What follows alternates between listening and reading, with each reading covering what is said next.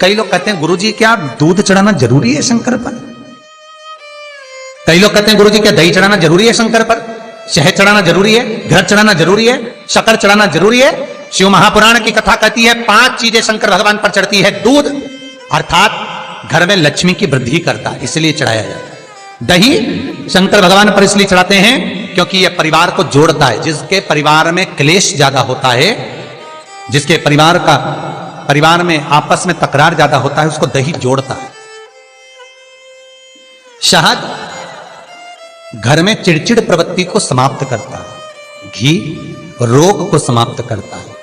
शक्कर मिष्ठान घर में यदि लक्ष्मी आकर जा रही हो तो मिष्ठान समर्पित किया जाता है। इसलिए पंचामृत स्नान का भाव शिव महापुराण कहते हैं। पंचामृत स्नान का भगवान, इसलिए 5 चीजें शंकर को समर्पित हैं। दूध, दही, घृत, शहद, शक्कर अर्थात मिष्ठान। शक्कर से मूलतः यहां शिव महापुराण में शक्कर नहीं लिखी है, मिष्ठान। अब लोग शक्कर पीस कर अभिषेक करते हैं, परंतु मिष्ठान अर्थात गाय के दूध से निर्मित कोई मिठाई और उस मिठाई से भगवान शंकर का अभिषेक। अब लोग भले शक्कर रखने लगे शंकर जी के अभिषेक में, पर यहां शक्कर नहीं लिखा है, यहां मिष्ठान।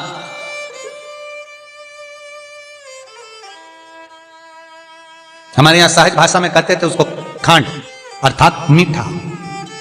शिव महापुराण की कथा कहती है दर्पण इतना बड़ा ले लो। बंदर वाला अगर दर्पण वाली नहीं तो इतना बड़ा दर्पण लो, हनुमान जी के मंदिर में जाकर, क्योंकि हनुमान शंकर का ही अवतार है। हनुमान जी के मंदिर में जाकर हनुमान जी के उल्टे पांव का थोड़ा सा सिंदूर, चरण का थोड़ा सा सिंदूर एक कागज में लेकर आ जाइए।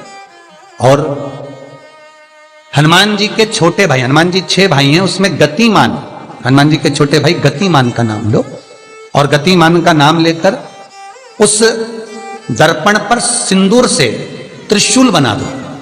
सिंदूर से त्रिशूल बनाकर उस दर्पण को घर के बाहर, दर्पण का मुख बाहर की ओर, ऐसे बाहर की ओर मुख कर कर दर्पण को घर के बाहर या दरवाजे पर, बिल्डिंग पर, ऊपर जाली में, फ्रंट में कहीं पर भी उसको लगा दीजिए। महाराज केवल शंकर का स्मरण कर कर, गतिमान का नाम लेकर, हनुमान के उल्टे पांव का सिंदूर का त्रिशूल बनाकर जो दर्पण को लगा देता है, आपको 1 महीने के अंदर अंतर मालूम पड़ जाएगा कि पिछले जो महीने निकले हैं उस महीने का अंदाजा लगाना कि घर में लोग कितने बीमार पड़ते थे और इस दर्पण को लगाने के बाद बीमारी कम हुई कि नहीं हो कम तो ठंडा कर देना, क्या जा रहा है, पर करके जरूर देखना। विश्वास रखकर करोगे, भगवान शिव का अनुमोदन कर कर, भगवान शंकर पर विश्वास रखकर करोगे तो बीमारी घेर नहीं सकती। अकाल मृत्यु हो मरे जो काम करे चंडाल का, काल उसका क्या बिगाड़े जो भक्त हो महाकाल का। शंकर की आराधना करने वाला, शिव का स्मरण करने वाला, शिव को निवेदन करने वाला, शिव अर्चना में डूबने वाला, शिव का अनुमोदन करने वाला कभी दुखी नहीं हो सकता। तो शिव महापुराण की कथा कहती है शंकर को जितना जल प्रिय नहीं, शंकर को जितना बेल प्रिय नहीं, शंकर को जितना शमी प्रिय नहीं, शंकर को जितना दूध दही प्रिय नहीं, शंकर को अगर कुछ प्रिय है तो सत्य प्रिय है। सत्यम शिवम सुंदर। इसीलिए हमारे यहां शास्त्र कहता है ब्रह्मा जी केतकी के फूल को लेकर आए, उसने झूठ बोला। ब्रह्मा जी गाय को लेकर आए, शंकर भगवान के सम्मुख में झूठ बोला। ब्रह्मा स्वयं झूठ बोले तो सिर कटा। कर्मनाशा नदी प्रकट हुई। और शिव महापुराण की कथा कहती है शंकर को सत्य प्रिय है अगर झूठ बोला है। इसीलिए शिव महापुराण का स्पष्टीकरण किया जाए, वर्णन किया जाए तो पहले के समय में अदालत नहीं होती थी, पहले के समय में पंचायत नहीं हो सकती थी, पहले के समय में कोई सभाएं नहीं होती थी, पहले के समय में कोई निर्णायक मंडल नहीं होता था, पहले के समय में केवल एक निर्णय होता था।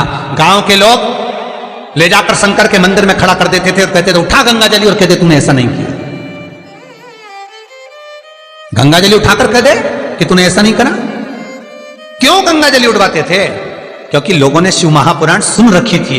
शिव महापुराण में श्री वेद व्यास जी वर्णन करते हैं कि शंकर के मंदिर में, शंकर के ओटले पर, शंकर के मंदिर के अंदर, शिव की चौखट पर, शंकर के अनुमोदन में शिव महापुराण के अंतर्गत शंकर के अनुमोदन में शिव मंदिर में शिव चौखट पर अगर कोई भूल से भी झूठ बोल देता है तो उसकी जिंदगी नरक जैसी निकलती है महाराज। इसलिए कहते तो उठा गंगा जली और कह दे तूने ऐसा नहीं उठा, बोल दे।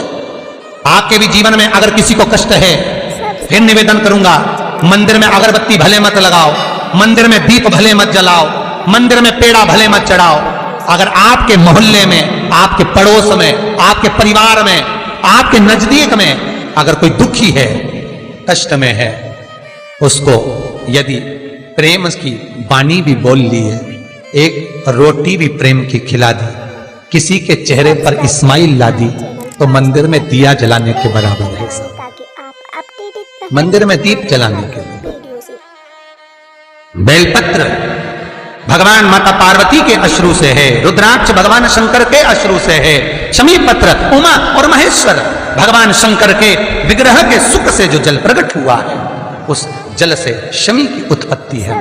दोनों के मिलन से, दोनों के मिलन से। जैसे एक मुखी से लेकर 14 मुखी तक रुद्राक्ष होते हैं, आपको पहले भी कथा में कहा, एक मुखी से लेकर 14 मुखी तक रुद्राक्ष होते हैं।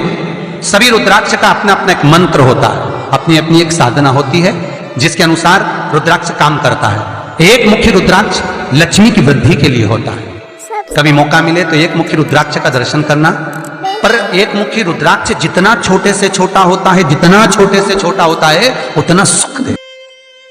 एक मुखी रुद्राक्ष लक्ष्मी की वृद्धि के लिए होता है, कार्य सिद्धि के लिए होता है। कोई भिखारी से भिखारी, गरीबड़े से गरीबड़ा भी अगर धारण कर ले, उसके घर में एक मुखी रुद्राक्ष अगर प्रवेश कर जाए तो सुख का अनुभव करा देता है, संपदा का अनुभव कराता है, सरस्वती का भाव प्रकट करता है, वैभव का भाव देता है।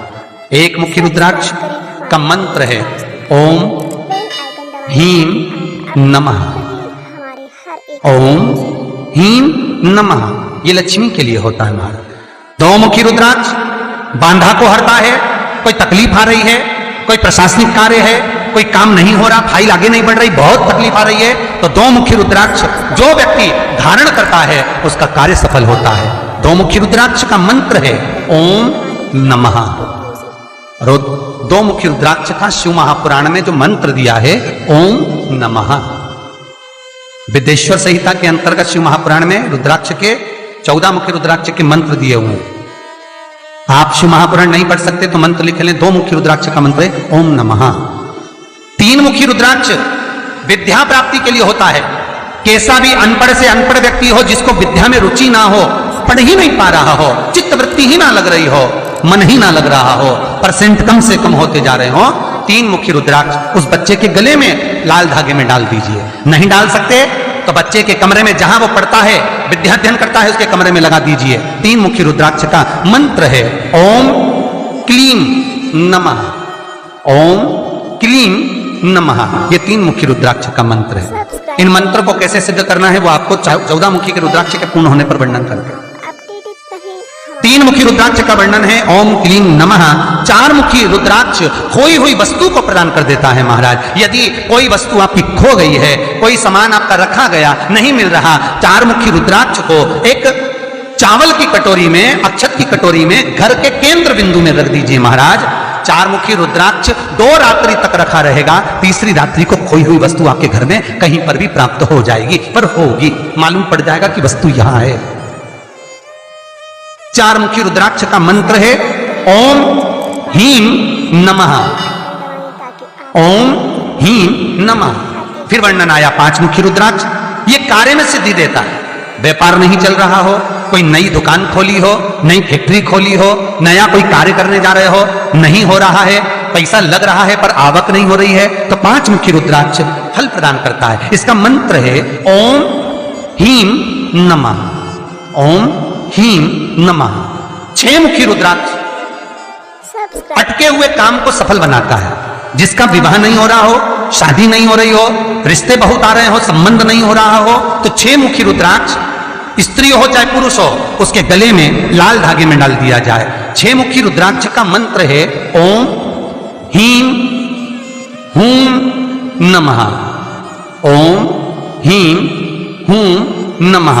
ये 6 मुखी रुद्राक्ष का मंत्र है। 7 मुखी रुद्राक्ष श्री शिवाय नमस्तुभ्यं। श्री शिवाय नमस्तुभ्यं। श्री